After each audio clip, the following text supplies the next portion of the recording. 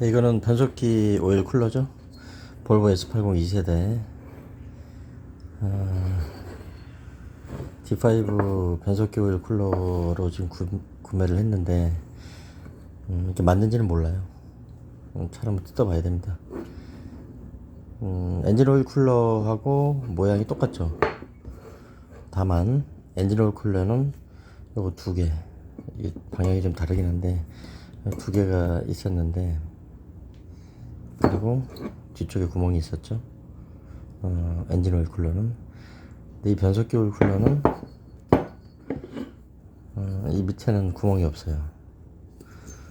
엔진 오일 쿨러는 이쪽에서 두 개가 구멍이 있었는데 없고, 위쪽에 네 개가 있죠. 그러면은 이 중에서 두 개는 변속기 오일이 돌아다니는 데고, 나머지 두 개는 냉각수가 돌고, 그래서 이 중간에서 온도가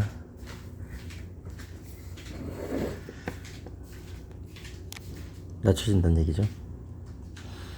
이것도 한 24,000원, 그 배송비 포함해서 24,000원에 구매를 했는데,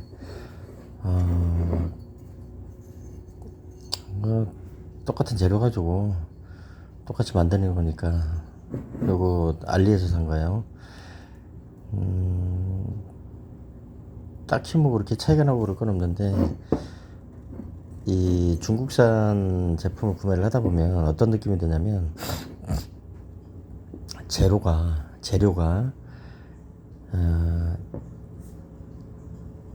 이 소재가 상당히 좀 투박하다.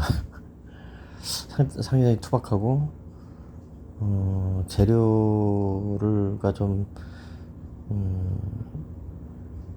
가공은 좀 덜 됐지만 재료는 정말 좋지 않냐, 이런 느낌이 들어요. 이게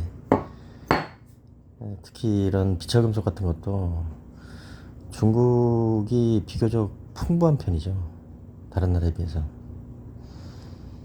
그래서 그런지 몰라도 알루미늄 제품을 내가 많이 구매를 했었거든요. 지금 가지고 있는 것도 여러 가지 있는데 달라요. 중국 거 그렇게 제품 품질은 별개 문제고, 재료는 상당히 좋습니다. 이것도 온도를 낮추는 기능을 하는 거니까 다른 건 필요 없잖아요, 그죠? 온도를 낮추는 거니까. 근데 이게 다른 게 뭐냐면, 이 알루미늄 제품은 만져보면 온도가 달라요. 이 소재에 섞인 비율이라든가 이런 거에 따라서 온도가 다릅니다. 그래서 지금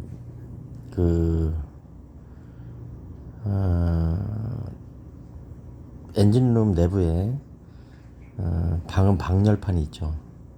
엔진하고 운전석 쪽 그 가운데 방열판, 그다음 방음판 역할도 하고, 그런 걸 뜯어가지고 지금 가지고 있고 이제 장착을 해야 되는데, 그게 크게 문제가 없다 그래서 크게 문제가 있는 것도 아니라서 그냥 내버려 두고 있는데, 재료는 중국에서 가지고 들어왔는데, 그 방열판에 붙어 있는 알루미늄이 연해요, 좀. 그 뭐 소위 말하는 정품이죠. 차량 출고할 때 붙여서 나온 건데 상당히 연합니다.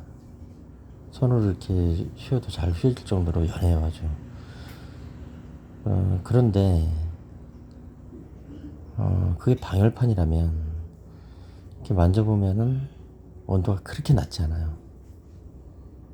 그냥 가열하지 않고 그냥 둔 상태에서, 상온에서 둔 상태에서도 온도가 다르단 말이에요. 그 열 전도율이 틀리기 때문에.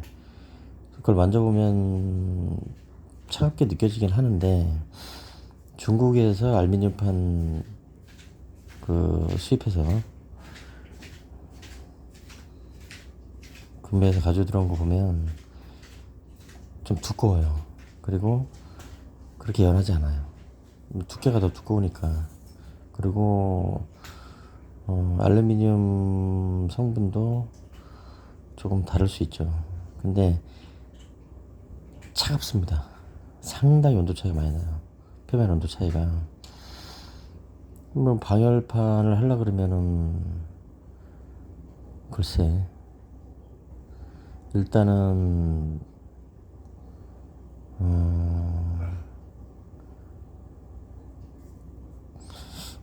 그 원재료 가격을 생각을 해보면 정품으로 나오는 원재료보다 지금 중국에서 내가 그 구매를 한 이거는 그 알리나 테무가 아니고 쿠팡에서 구매한 거예요. 쿠팡에서 구매 대행을 해가지고 구매를 한 건데 그게 몇 배는 더 비싸겠죠. 일단 알루미늄 함량이 2배 이상 되니까, 재료 양이 2배 이상 되니까 당연히 더 비싸겠죠.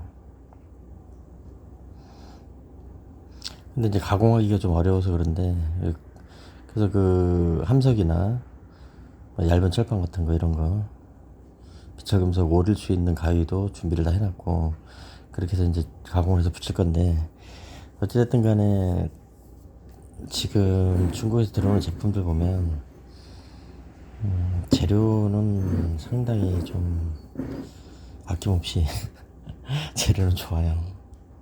아무래도 가공 기술은 지금 많이 정말 좋아졌죠. 자동차 회사에서 이제 그 하도급 받아가지고 본인들도 납품을 하고 그런 거니까 재료의 수준은, 가공 수준은 같다고 봐야 되겠죠.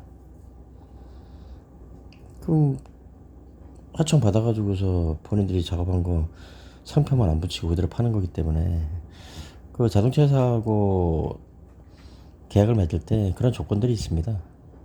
생산품의 몇 퍼센트 정도는 본인들이 직접 할 수 있는 그런 계약 조항들이 있어요. 어느 자동차 회사나 어느 자동차 그 가공업체나. 그렇지 않으면은 그 공장에서 생산하는 걸 100%다 본인들이 소진을 시켜줘야 되거든요. 자동차 회사에서. 그렇게는 또 안 하죠.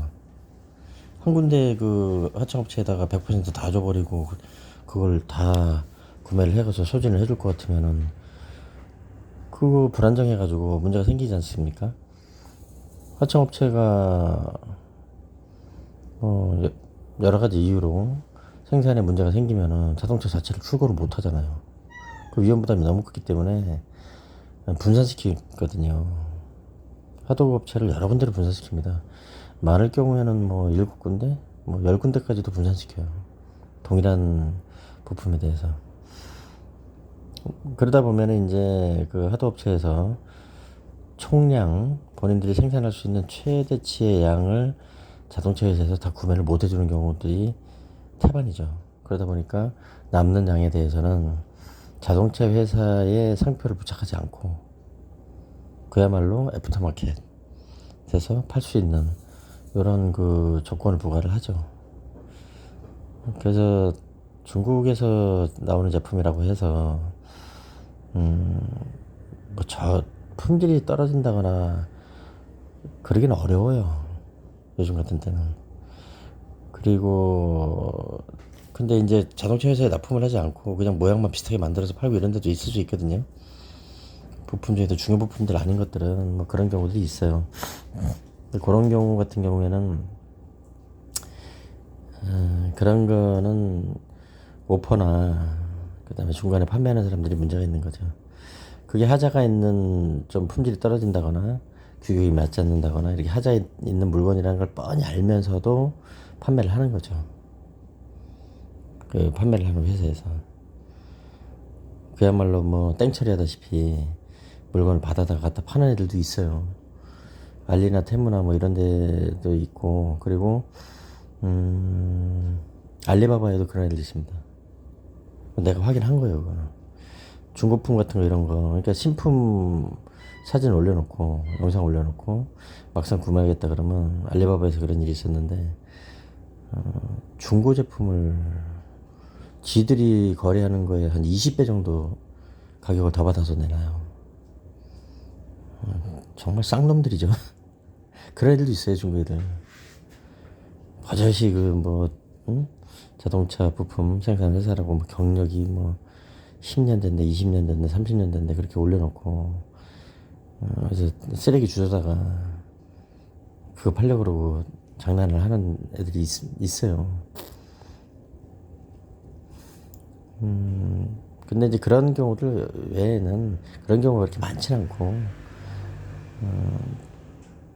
그 자동차 회사에서 하청을 받아서 납품을 하고 남은 것들, 그리고 자동차 회사에서 이제 단종되지 않습니까? 자동차 회사에서 단종이 되면 하청업체들 같은 경우에는 미리 뭐 얘기를 해주고 하지만 재고가 남을 수밖에 없는 구조죠. 생산 설비나 이런 것들을 만들어 놨는데 자동차 회사에서 이거 그만 여기까지 한다고 해서 바로 멈출 수는 없거든요. 그 제품 생산해요 하고서는 차가 단종됐다 그래서 부품이 필요하지 않은 건 아니잖아요. 계속 공급을 해야 되고, 또 국제법으로도 그렇고 뭐 우리 국내법으로도 그렇고 자동차 같은 경우에는 판매하고 나서 단종되더라도 일정한 기간 동안 보유를 하고 있어야 됩니다, 부품을. 그렇지 않으면 처벌을 받아요. 그래서 그런 것들은 자동차 부품은 단종되고 나서도 생산업체에서 상당한 양을 보유를 하고 판매를 하게 돼 있는 거죠. 그런 구조기 때문에 이제 구매를 하면 되는데, 지금 내 그 변속기 쿨러가 문제가 있는지 없는지는 몰라요. 다만 변속기 충격이 변속기 오일을 그렇게 많이 교체를 했는데도 변속기 충격이 있고, 또 출고된 지가 14년 되고는 차기 때문에 전반적으로 부품들 소소한 이런 것들을 교체를 해주고, 그리고 고품은 탈거를 해가지고 문제가 있는지, 성능에 문제가 있는지 검사를 해서 문제가 없으면은 재고로 보유하고 있다가 언제든지 이제 교체할 수 있도록 가지고 있고, 문제가 있으면 수리할 수 있는 건 수리하고, 수리가 안 되는 건 폐기처 보내야 되겠죠. 근데 이 엔진오일 쿨러가 내부에서 문제가 생기면 수리가 안 됩니다. 이거는 지금 탈착이 되는 게 아니에요. 그 공장에서 기술적으로 이거를 완전히 밀폐를 시켜 놓은 거기 때문에 안 됩니다. 안쪽에 격벽이 있는데 그 격벽이 뭐 구멍이 났다든가 이렇게 해서 섞이는 상태면 버려야 돼요, 그냥. 요거는 손을 댈 수가 없어요. 근데 뭐 발전기 같은 거, 제네레이터나 이런 것들, 알터네이터라 그러죠. 제네레이터는 아니지, 알터네이터지. 알터네이터라든가 이런 것들은 수리가 가능합니다. 그런 거는. 근데 소모품, 뭐 가스켓이라 그러죠. 고무링 같은 거, 여러 가지로 조합된 그런 그 엔진 오일을 갖다 막을 수 있는, 새는 걸 막아주는 그런 가스켓, 이런 오일링이나 이런 것들은 소모품들이기 때문에 재생이 안 되죠. 그거는 다 버려야 되고, 부품들도 재생되는 게 좀 있긴 한데, 소모품 외의 것들은 웬만하면 다 재생이 돼요. 근데 이건 안 됩니다. 엔진오일 쿨러도 재생이 안 돼요. 안쪽에 격벽에 문제가 생기면. 그리고 격벽에 문제가 생기는 경우는 거의 없습니다. 이게 진짜 기름으로 떡이 돼가지고 완전히 진짜 코팅 되다시피 해가지고, 그래서 그 오일의 온도 낮추는 그런 기능이 한 5%, 7% 정도 떨어질 수 있죠. 그런 게 좀 문제가 될 수는 있어도 안쪽에 격벽이 녹아내린다? 그건 어려운 얘기죠. 알루미늄이 격벽을 아무리 그렇게 녹아내릴 정도로 얇게 할 수도 없고, 그렇게 할 이유도 없고, 그냥 뭐 여기 그 가스켓 들어가거든요. 이런 데 가스켓이 들어가야 되잖아요. 여기도 마찬가지고, 그 가스켓이 고무로 되어 있고 그런데 그것들이 부식이 되고 낡아가지고서 새는 경우, 그러니까 이 오일 쿨러 자체 문제가 아니고 연결 부위에 가스켓의 문제. 그래서 가스켓만 뭐 갈아 끼워주면 되는 그런 정도의 문제들이죠. 대부분 다. 근데 이제 그 차에 장착이 된 상태에서 이걸 세척을 하고 그러려 그러면 좀 불안전하고 상당히 어려움이 있고 그렇기 때문에 아예 탈착을 해가지고 이렇게 교체를 하고 하려 그러는 거고. 그리고 이 그 엔진오일 쿨러 안쪽에 있는 이 안쪽에 있는 격벽이 이 안쪽에 있는 격벽이 구멍이 나진 않더라도 오일들 변속기 오일이나 엔진 오일들 그 오랫동안 쓰면서 찌꺼기가 생기죠. 쇳가루라든가 뭐 탄소, 카본이라든가 이런 것들이 쌓이고 그러죠. 그리고 냉각수 같은 경우에도 찌꺼기, 침전물이 생기죠. 석유 같은 막 그런 거 이상한 것도 많이 생기는 것 같은데 허연 거 막 껴가지고 그런 것이 이 쿨러에 당연히 때가 껴 있겠죠. 그러면 막히진 않더라도 냉각 효율은 상당히 떨어지는 거고, 그러면 안쪽에를 갖다 세척을 해서 씻어내야 되겠죠. 그죠? 그럼 어차피 탈착을 해야 되고 그렇게 되는 겁니다. 그런 거고. 그러면 이제 차량의 출고 당시의 성능하고 상당히 가까워지겠죠. 똑같진 않더라도.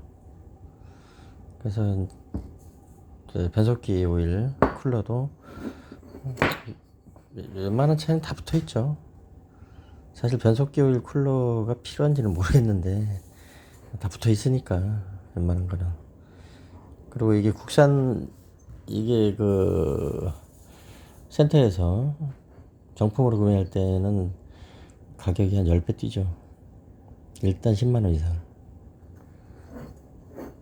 그리고 쿨러를 교체해달라 그러면은 한 4, 50 받겠죠. 근데 직접 교체하면은 오일 교체하는 것까지 포함해서 더 되겠구나. 4, 50만원이 한 6, 70만원 받겠구나. 변속기 오일 교체하는 것만 해도 한 3, 40만원씩 받는데, 오일 교체만 하는 걸 3, 40만원 받는데 이거 부품하고 그러면 7, 80만원 받겠네요. 7, 80만원. 그리고 또 덤터기 좀 씌우는 데는 쿨러 잘못했다 그러면은, 변속기 오일 쿨러 같은 경우에는 변속기 오일 교체하는데 40만원씩도 받아요. 그건 나쁜 놈들이죠. 아무리 시장 경제라도 그 해도 너무하는 거지. 그까이 그 이까이 거 하나 갈기를. 어쨌든 그 변속기 오일 교체한다 40만원 하고 이거 20만원, 60만원, 70만원, 100만원도 받겠구나. 변속기 오일 교체까지 포함은 당연히 해야 되는 거니까. 그래서 그냥 타고 다니는 거죠, 수입차들. 근데 국산차는 부품값도 싸고 뭐 그렇게 공임을 많이 받고 그런 것도 아니니까 이런 건 교체하는 주는 것도 나쁘지 않습니다. 오래된 차들 어차피 하나씩 다 손대야 돼요. 오늘 변속기 오일에 대해서 한번, 변속기 오일 쿨러에 대해서 얘기를 해봤고요. 장착할 때 부품 구할 때는 온라인에서 비교해가지고 똑같은 걸 구매하면 됩니다. 어렵지 않죠. 네. 오늘은 변속기 오일 쿨러였습니다.